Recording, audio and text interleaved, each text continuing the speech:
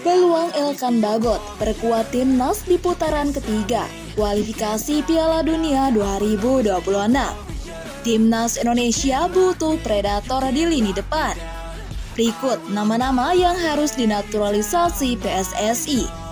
Pengakuan Tom Haye alami cedera usai selebrasi gol ke gawang Filipina. Serta beberapa kabar timnas Indonesia hari ini. Sebelum lanjut, mari kita sama-sama dukung channel ini dengan cara like, subscribe, dan aktifkan tanda loncengnya, biar kamu tidak ketinggalan update terbaru dari channel ini. Jika sudah, mari kita lanjut ke berita pertama.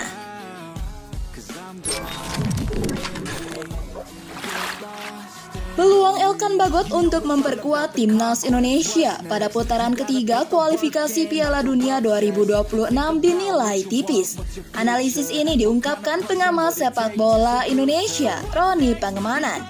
Ropan, sapaan Roni Pangemanan, menyebut bahwa pelatih timnas Indonesia, Sintayong, masih kecewa dengan ulah Bagot. Karenanya, pelatih asal Korea Selatan ini dipercaya tak akan memanggil pemain berusia 21 tahun ini untuk memperkuat skuad Garuda dalam waktu dekat ini, termasuk dalam putaran ketiga kualifikasi Piala Dunia 2026. Sebelumnya, Sintayong memutuskan tak akan memanggil Bagot pada laga lanjutan kualifikasi Piala Dunia 2026. Banyak yang mengaitkan keputusan tersebut dengan tak hadirnya Bagot kala dipanggil memperkuat tim Indonesia U23 pada playoff Olimpiade 2024 lalu. Belakangan, terungkap alasan Bagot tak hadir memenuhi panggilan tersebut. Pemain berdarah Inggris ini tengah berlibur di Maladewa bersama kekasihnya. Saya rasa ini yang membuat ada rasa kecewa dan kejengkelan dari Sintayong. Dan Sintayong tak akan memanggilnya, kata Ropan dalam kanal YouTube Bung Ropan. Selain itu, menurut Ropan, ada alasan lain di balik tipisnya peluang Bagot untuk memperkuat timnas Indonesia pada putaran ketiga kualifikasi Piala Dunia 2026. Saat ini, Ropan menambahkan stok pemain di lini belakang skuad Garuda sudah menumpuk. Walau banyak yang menyukai Elkan Bagot bisa kembali, tapi saya rasa ini berat, kata Ropan. Selain Jay Ijes, ada Justin Hubner, ada Rizky Ridho, dan ada juga Jordi Amat. Sandy Walsh juga bisa bermain lebih ke dalam. Ada Muhammad Ferrari. Ini banyak lebih menumpuk. Kalau Kevin Dix jadi dinaturalisasi dan tersedia pada September, semakin penuh, semakin sesak, sambungnya.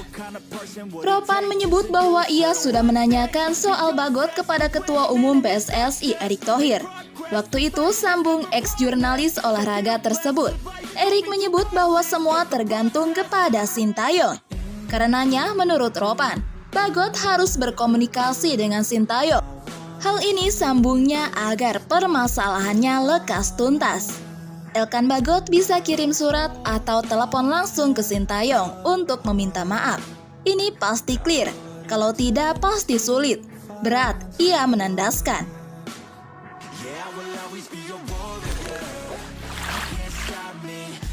Momen bersejarah tercipta di Stadion Utama Gelora Bung Karno SUGBK pada 11 Juni 2024. Timnas Indonesia berhasil mengalahkan Filipina dengan skor 2-0 di laga penutup grup F putaran kedua kualifikasi Piala Dunia 2026. Kemenangan ini mengantarkan Timnas Indonesia lolos ke babak ketiga kualifikasi Piala Dunia 2026 untuk pertama kalinya dalam sejarah.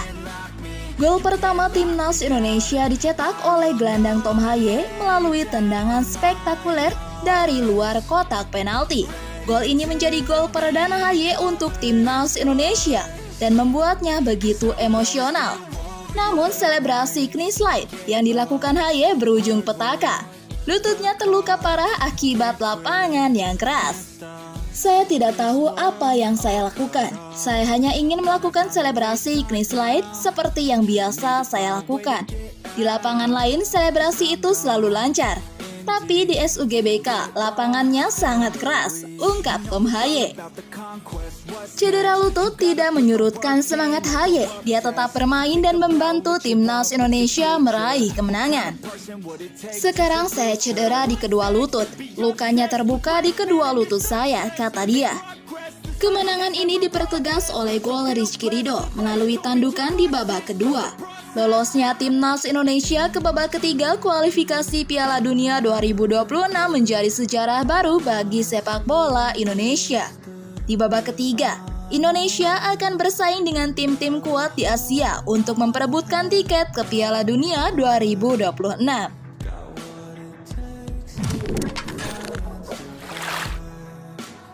Artis Darius Sinathrya memberikan pesan bijak kepada sang anak yakni Diego Sinathrya yang tidak masuk dalam skuad timnas Indonesia U16 untuk Piala AFF U16 2024. Diego Sinathrya dipastikan tak masuk dalam daftar 23 pemain timnas Indonesia U16 untuk Piala AFF U16 2024 atau ASEAN Boys Championship U16 2024 yang telah diumumkan PSSI pada Rabu 19 Juni pagi. Usai sang anak tak terpilih, Darius Sinathrya memberikan pesan bijak melalui akun Instagram pribadinya pada Rabu 19 Juni pagi. Ini bukan akhir deh, ucap Darius dikutip dari laman Instagram pribadinya. Darius menegaskan bahwa perjalanan karir Diego masih panjang meski saat ini belum mendapatkan kesempatan untuk masuk dalam skuad akhir timnas Indonesia U16 untuk Piala AFF U16 2024. Perjalanan Diego bersama timnas U16 di AFF mungkin berakhir, namun perjalanan karir sepak bola Diego masih membentang panjang. Hanya satu pilihan, terus berlatih menempa diri untuk jadi lebih baik dan lebih baik lagi, kata Darius.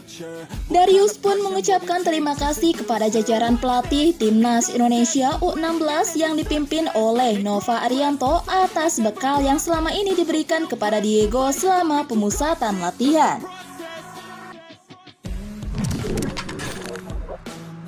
Pemain timnas Indonesia Ragnar Oratmangun dikabarkan segera ditendang dari klubnya FC Groningen. Ini tentu bukan kabar bagus bagi sang pemain yang tengah tampil apik bersama skuad Garuda.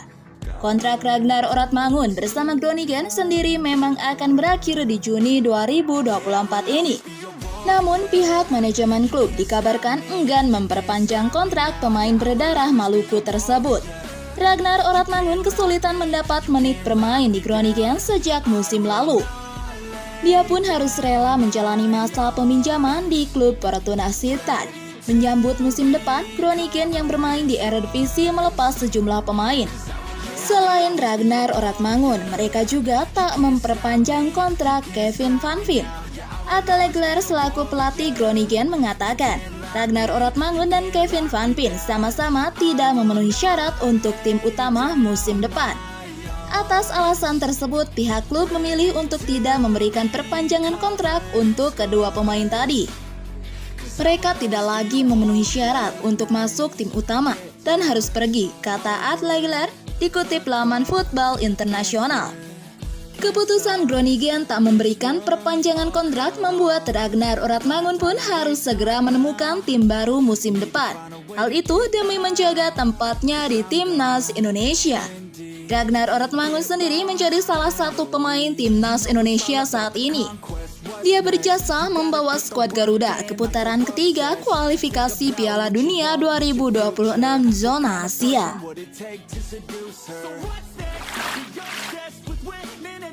Timnas Indonesia membutuhkan pemain naturalisasi baru untuk memperkuat lini serang ketika menghadapi putaran ketiga kualifikasi Piala Dunia 2026 zona Asia.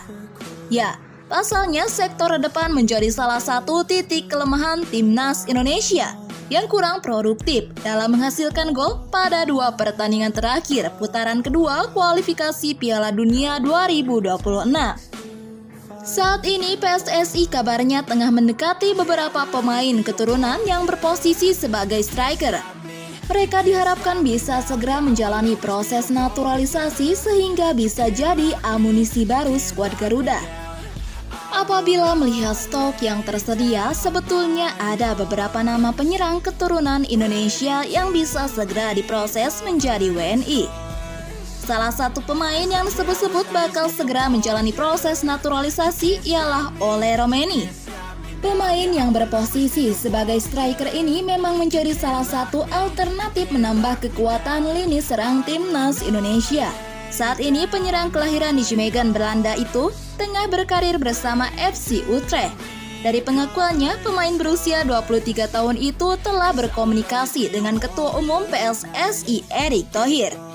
Dari percakapan itu, Ole Romeni telah menjelaskan latar belakang keluarganya, terutama soal darah keturunan Indonesia yang diperoleh dari neneknya yang berasal dari Medan, Sumatera Utara.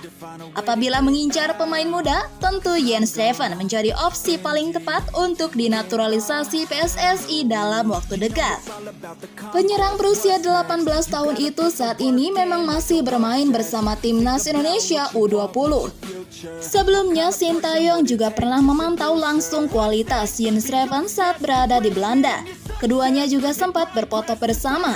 Sebetulnya proses naturalisasi Jens Steffen sudah disetujui oleh DPR.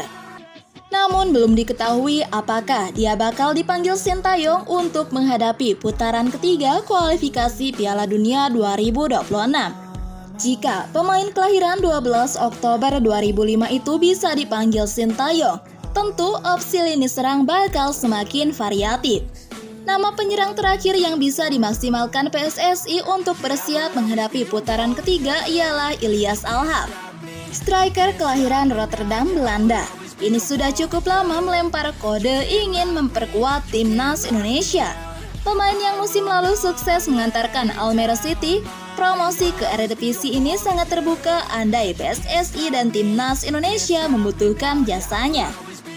Dia siap menjawab panggilan skuad merah putih. Pada musim ini, striker berusia 27 tahun itu telah menghasilkan 7 gol dan 8 assist dari total 34 pertandingan bersama FC Noah di berbagai ajang, termasuk kompetisi kasta tertinggi Liga Armenia.